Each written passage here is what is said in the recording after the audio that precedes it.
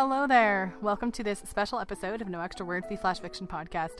My name is Chris Baker-Dersch. I'm your producer and editor. I have a story that I want to bring to you today. It's just going to be the one story.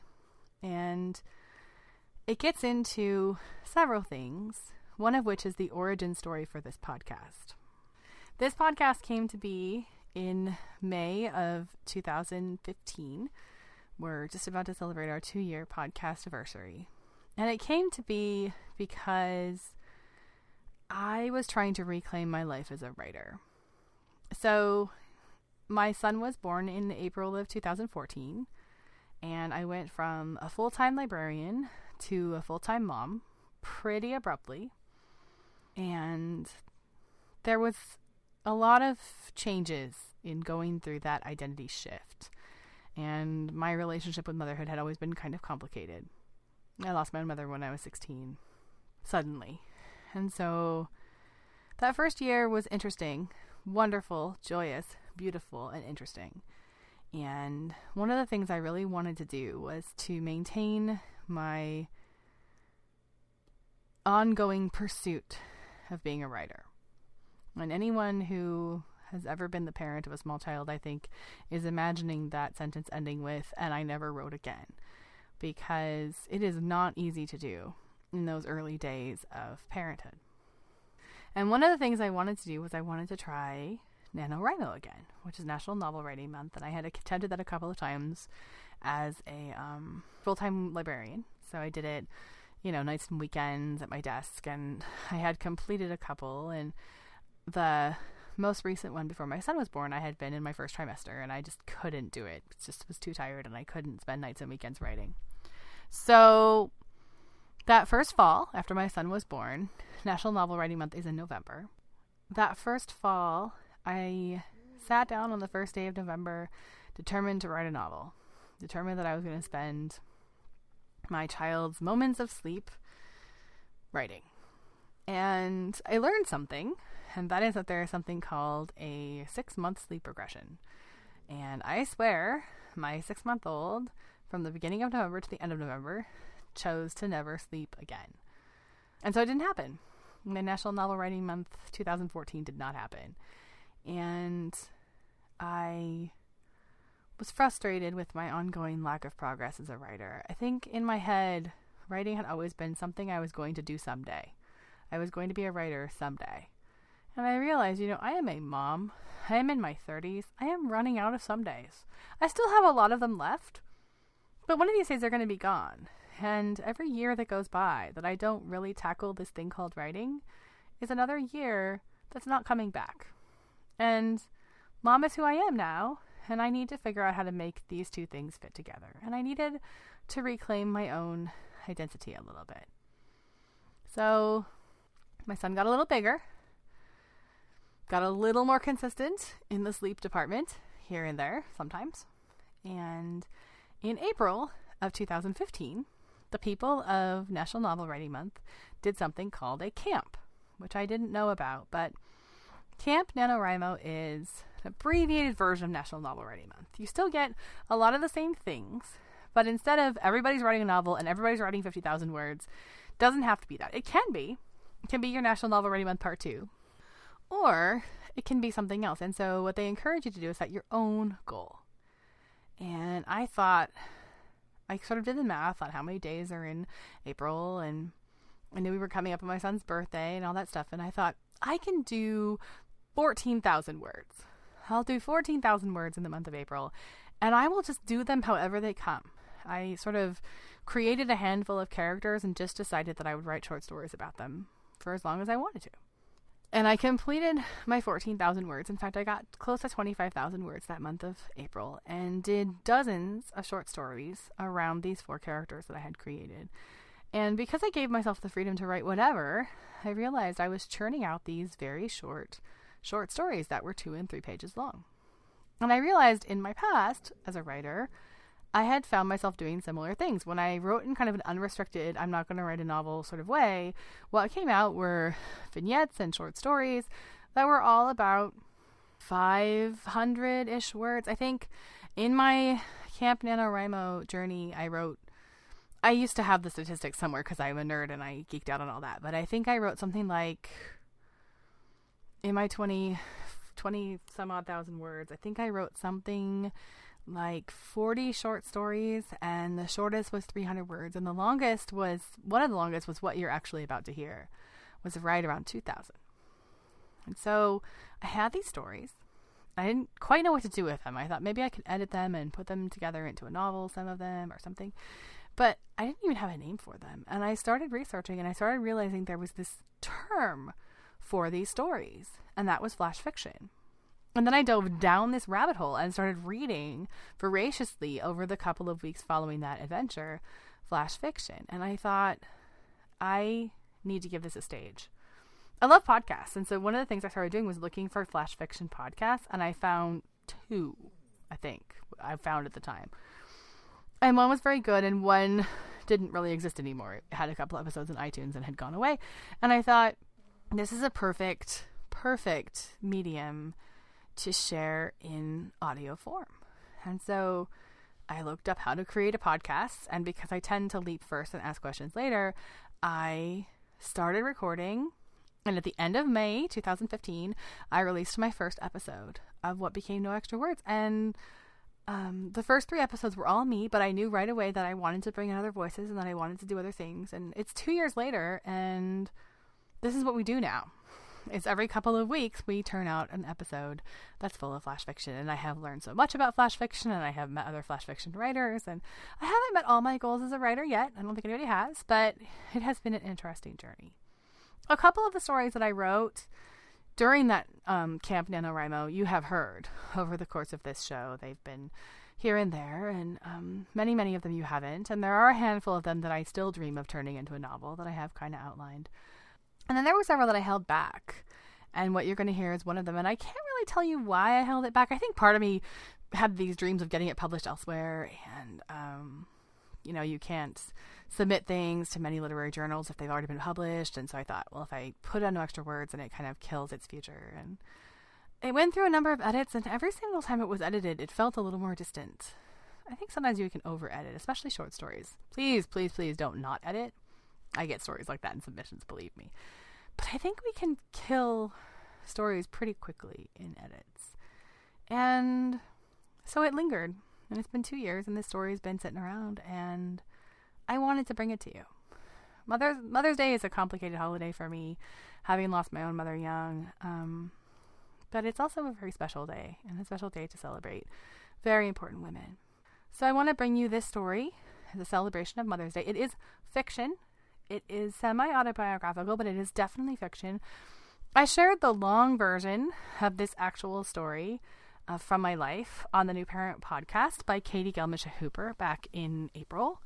And I'll put a link to that in the show notes. If you really do want to hear the down and dirty, we get pretty candid and tell kind of the whole story of this birth and this journey. But this is the fictionalized version of it that I wrote. And I'm going to actually give you a pretty early draft because, like I say, my later drafts felt more distant. So I'm going to give you the almost unedited version of this story because that's the one that really speaks to my heart. The other thing I wanted to do is I wanted to bring you the voice of the man who made me a mom. He appeared on our Mother's Day episode last year when he was very little. I learned that toddlers don't always do what you tell them to do, and they don't always talk about what you tell them to talk about. So I'm still working on that, but I'm going to see if I can't get him on the end here just a little bit after the story airs to wish you all a happy holiday. And I hope you do have a happy holiday. We're going to be back in a couple weeks with a regular old episode of No Extra Words. It's going to be a little irregular, actually. It has some unique stuff on it to celebrate our anniversary. But in the meantime, here is your Mother's Day special from No Extra Words, the Flash Fiction Podcast.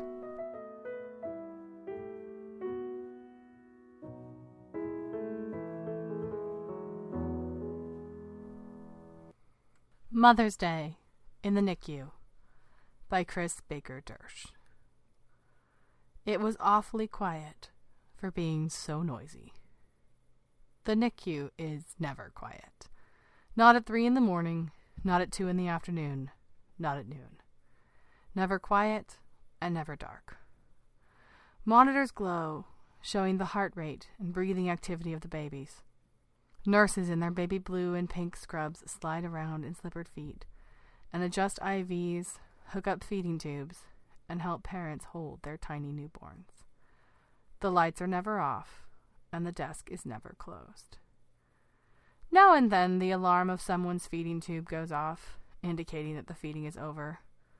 Doors close, but never stay closed, as the medical staff and the families need access to the tiny patients. Only the patients are silent. NICU babies rarely cry. Their job is to rest and get stronger, so even if they can cry, their needs are met before they start. They lie there, helpless, unable to move, interact, or do anything. Not even breathe on their own sometimes.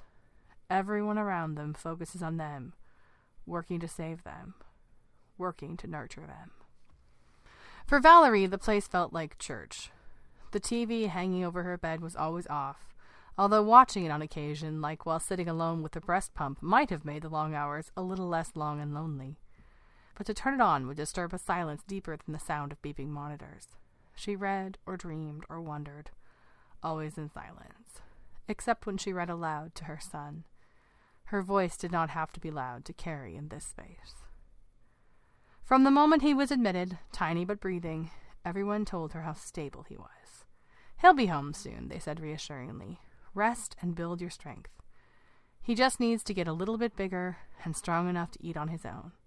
It won't take long. It will go by quickly. Like her abbreviated pregnancy, 3.5 years to conceive him, 3.5 years of tests and endless prodding and poking and shots and medicines and procedures, and once he attached a tiny bundle of cells, it was like he couldn't wait the 40 weeks to arrive. He waited 32 and 5 days. But the first 2 weeks really don't count because they come before the actual conception. You know this when you live through all those infertility tests and procedures. You know exactly what happens moment to moment. He grew inside her for just 30 weeks and 5 days, safe and warm, feeling his way, learning to kick. Not quite long enough. Half-baked, Max joked when the two of them gazed at him that first night, Valerie still weak, still in her hospital gown, still not showered and feeling human again. She poked Max, but half-baked wasn't a bad way of putting it, really. And it added much-needed comedy to a situation that wasn't always as serious as it felt. The first few days were overwhelming. Having a NICU baby felt like being enrolled in master's-level classes without ever having finished the undergraduate degree. Nurses were patient and would explain the acronyms and answer any questions she asked, but when they asked her if she had any questions, she would stare at them. How do you know what to ask? After a week, you can adjust to just about anything. You learn what it means when they say they are going to gavage your child, feed through a nasal gastric feeding tube, what the lines on the monitor indicate, and when to be available to feed or cuddle. You learn about football holds and weight checks. You live on ice water and whatever your husband brings from the outside world, and sometimes that's ice cream. You sterilize breast pump and bottle parts like a pro, and you learn to hold the baby like it isn't a bomb. The first time they hand your baby to you is quite a production. There are cords attached. You have to be sitting and the nurse will hand him to you in just such a way. When that tiny head hits your shoulder, it isn't a real feeling. It's like a dream. That first night, when her body started to make milk, Valerie was bewildered. How could she be lactating? She wasn't even due for another 8 weeks. How could she possibly be making milk? But she was, and watching the nurses slide it into the machine to feed it to her son via his feeding tube was bittersweet in a way she couldn't have imagined. No one knew what to say. Visitors to the hospital brought her food and tried to make small talk with the monitors endlessly beeping. They couldn't speak NICU. She had learned to. The nurses were her best companions. The tiny baby didn't make them nervous. He was on the bigger side of babies in their world. They changed his diaper and handled him gently, but in an accustomed way. What must it feel like to be a pro at handling 4-pound babies? She never knew what day it was. Work didn't call, and her husband was around whenever he was around, so days slid into weeks, and she didn't leave the room. At home, laundry mixed with baby gifts, and there was chaos. At work, she could only imagine what was being left on her desk, and when she ventured out of the room, even to the car or the cafeteria, she found the stimulation overwhelming.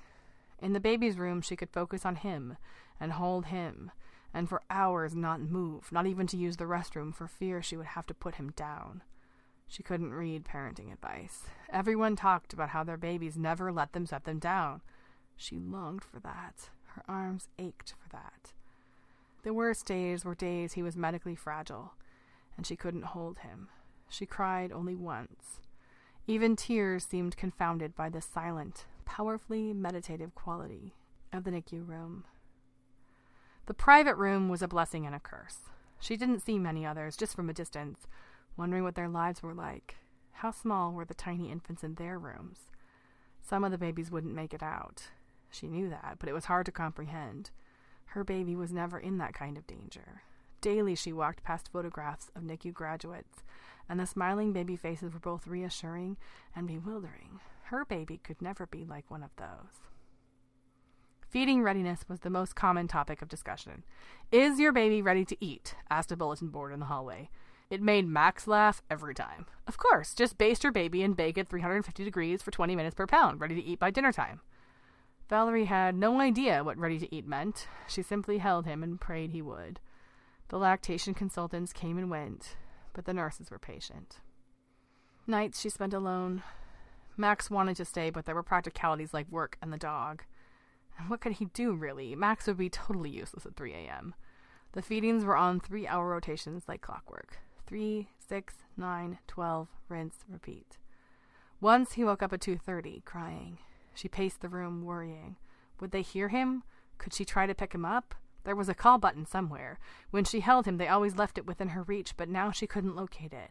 After an eternity of 5 minutes, the night nurse arrived and set her up to feed him. Wanting food off his schedule, she said, was a good sign. He was showing her he was getting ready to go home. Home? How could she take this tiny baby home? What would she do with him? And then, one morning, a note appeared. It was dropped on the little table in the room while she was gone at the vending machine getting ice, water, and crackers. She was gone maybe 5 minutes, but when she returned, there was a folded paper flower. Real flowers are a big no-no in the NICU. And attached to that flower was a little handwritten note that read, "Happy Mother's Day." The elf who had delivered it was nowhere to be found, and never revealed him or herself. She had forgotten. A holiday she had spent years avoiding, and it had passed her by unnoticed, like a submarine under the ice. After her mother passed away, Mother's Day had become something of a landmine. She avoided mention of it when possible. Somehow it was harder than her mother's birthday, or the day her mom had died in hospice care. It was a day set aside for everyone to celebrate the things she didn't have, and it was at times nearly unbearable. She usually escaped to as remote a park as she could find, crying alone in the woods, wishing the holiday away. Years of fertility treatments didn't help. Now there was the added landmine of not just not having a mother of her own, but the lingering fear she might never become one. It made the loss of her mother ragged, like an infected wound that never healed. When she discovered she was pregnant, she gave a fleeting thought to Mother's Day, but of course the baby wouldn't be born by then. She had another year to figure out how to transcend the landmine, now that she would be a mom herself. When the baby came early, in the confusion she had failed to look at the calendar and see what lay ahead. And now the holiday was here, had snuck up on her, and she felt wonderful. The NICU should be the worst place to spend a Mother's Day, but it wasn't. For all its medicalness and scariness, for a lucky mom like Valerie, the NICU was a place of gratitude. A lot of babies do make it out, and a lot of milestones happen there. The first time you hold them, the first time you feed them, the first time they wear clothes. This was her baby's first home, and it was not a bad one. This was her first Mother's Day, the first of many. She had been reborn too, right here in this hospital wing. She leaned over the crib where he lay, sleeping as usual, his eyes screwed shut. Gently she stroked his bare chest with her finger. He was still so tiny, but he had grown. It was easy to see the progress he was making. He would be home soon, and she still had no idea what in the world she would do with him when they got there. But they would figure it out. Nothing could be harder than the road they had walked to get there. So despite the heart rate monitor and the round-the-clock nurse support and the struggles to get him to eat, it was joyful. They would walk out of there soon, and he would come with them. The NICU was temporary, but motherhood was real. "You are Mama's big boy," she murmured, without even thinking of the power of those words. For the first time, she named herself, her new name, Mama.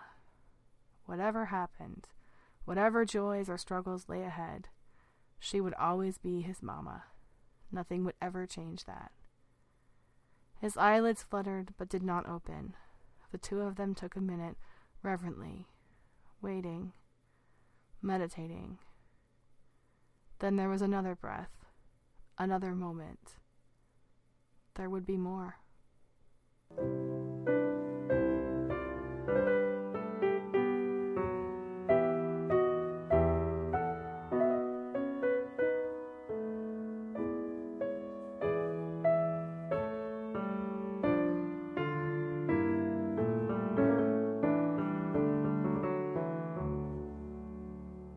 Start by saying hi and telling them who you are. Hi, my name is James.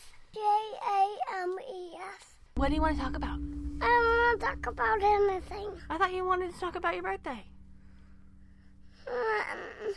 Yeah. Yeah? Tell the people about your birthday. I'm gonna have cake. Yeah? What else? What do birthdays celebrate, James? Do you know? Mama. They celebrate Mama's, kind of. Birthdays celebrate the day you were born. What do you want to know about the day you were born? I don't know. What do you know about the day you were born? I don't know. Did you know you were born in a hospital? Yeah. Did you know that you came out of Mama? Yeah. Did you know you were teeny tiny? How little were you? Teeny tiny. Teeny tiny. You see that ball up there? Your head was the size of that ball. Isn't that crazy? Yeah. Are you big now? Yeah. Are you a big kid? Yeah. Are you a big little kid or are you a little big kid? A little big kid. Yeah. A little. Are you happy to be having a birthday? Yeah. Without Mama, would you have a birthday? Yeah. Probably not. Is it good to have a holiday that celebrates Mamas? Yeah. Do you remember what it's called? Mother's Day. Can you say Happy Mother's Day? Happy Mother's Day. Is there anything else you want to say? I don't know. You can say anything. I'm not saying anything. I almost forgot. How old are you? 3. 3? That's pretty old. Okay, say bye and Happy Mother's Day. Bye and Happy Mother's Day.